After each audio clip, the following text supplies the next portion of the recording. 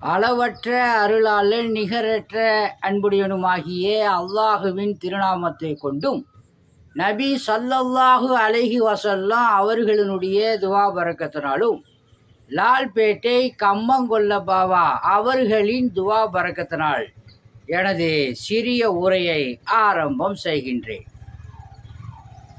தமிழ்நாட்டில் சிறப்பாக ஆட்சி செய்து கொண்டிருக்கின்ற மாண்புமிகு முதலமைச்சர் மு.க.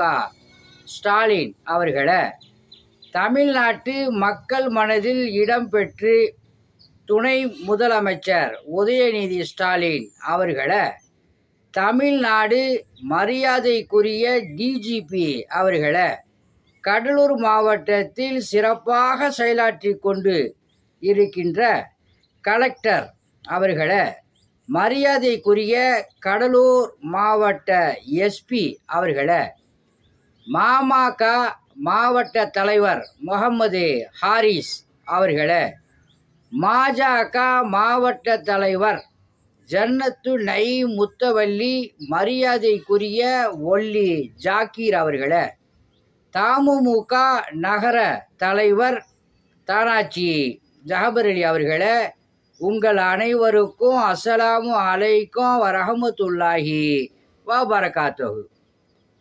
அல்ஹாஜ் பிஎம்எஸ் ஆதம்பாய் அவர்கள் காலத்தில் தர்கா பூட்டவில்லை. அல்ஹாஜ் ஆர்எஸ்பி பக்கீர் முகமது காலத்தில் தர்கா பூட்டவில்லை.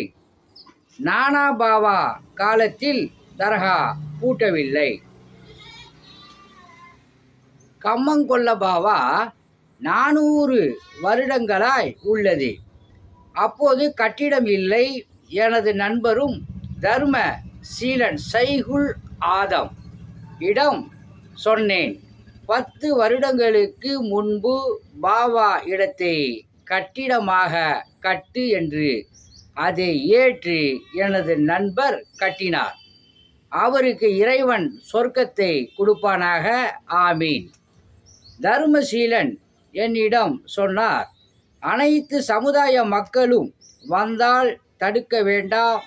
இந்த தர்கா நீ சொன்னதால் அல்லாஹ்வுக்காகவும் உனக்காகவும் கட்டுறேன் என்று சொன்னார். அல்ஹம்துலில்லாஹ். நான் 10 வருடம் வெளிநாட்டில் இருந்தேன். தர்காவுக்கு எந்த சம்பந்தமும் இல்லாதவர்கள், ஒரு ஆண் 3 பெண்கள் தர்காவை பூட்டி வைத்து கொண்டு தர்கா உள்ளே சிலிண்டரை வைத்து